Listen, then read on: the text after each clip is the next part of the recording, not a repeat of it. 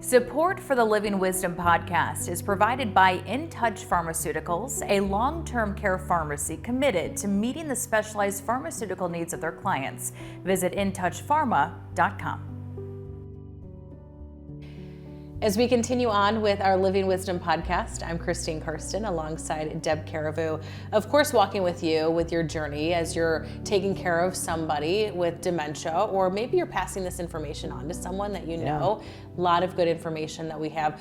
What we're talking about now is keeping your loved ones stimulated. And as you and I have talked about in the past, it's so important to keep your loved one's mind working. So what are your thoughts when it comes to that, keeping them stimulated? It can be difficult. So yeah, it is a challenge. And what we always encourage people to do is to consider where in the disease journey your loved one is, because a lot of that and how you're going to be able to get somebody to connect to something that's stimulating or that will keep them engaged is going to be dependent on where they're at in the process. So one of the things I would tell people is if you're unsure and you don't know, please reach out to us. We have a service available where I can come into the home. We can do an assessment that's about an hour long, and it will help a family identify and determine where in this disease process is my loved one and what can I do at this point in time specifically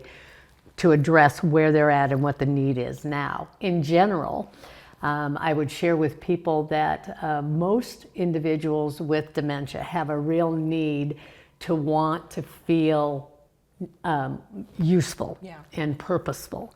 We know, as we've talked about before in previous sessions, having people engaged and connected and stimulated in different areas helps slow the progression of the disease. And so that's why, as you mentioned earlier, it's so important.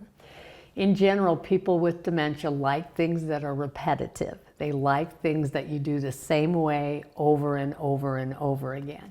So things like folding linen, things like wiping down tables, washing windows, things that are polishing shoes, stacking and sorting things, rolling coins, all the things that we do in our daily life that we do the same way over and over and over again.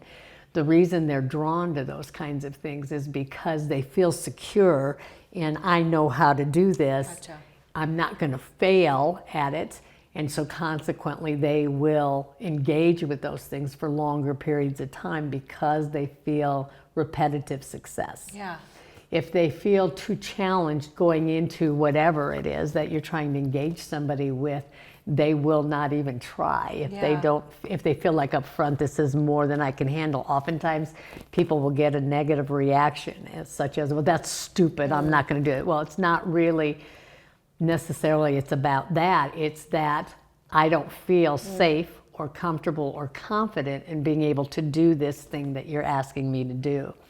The other thing I would tell people is think about what the things are that that person has always found important and valuable in their life, and let's just help you find ways to tweak it and simplify it.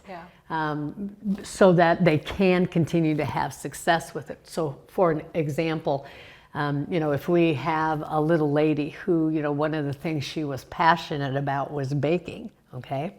And let's say one of her special recipes is apple pie, all right? Now, perhaps your loved one's at the point now where she can't follow the recipe by herself, or she's not safe for you to give a paring knife to peel and slice apples. So let's figure out what piece of it can we do. Maybe you peel the apples, core the apples, and you give her a butter knife and let her slice the apples that way. So maybe you mix up the crust, but she's the person that rolls it out. And so it's finding, we have a tendency when we're dealing with a loved one with dementia to have this kind of all or nothing mindset. And so if she can't do the whole apple pie, then we have a tendency to say she just can't bake anymore. Instead of really asking ourselves, okay, what part of this process can she still do? What part of this process can she still be successful at?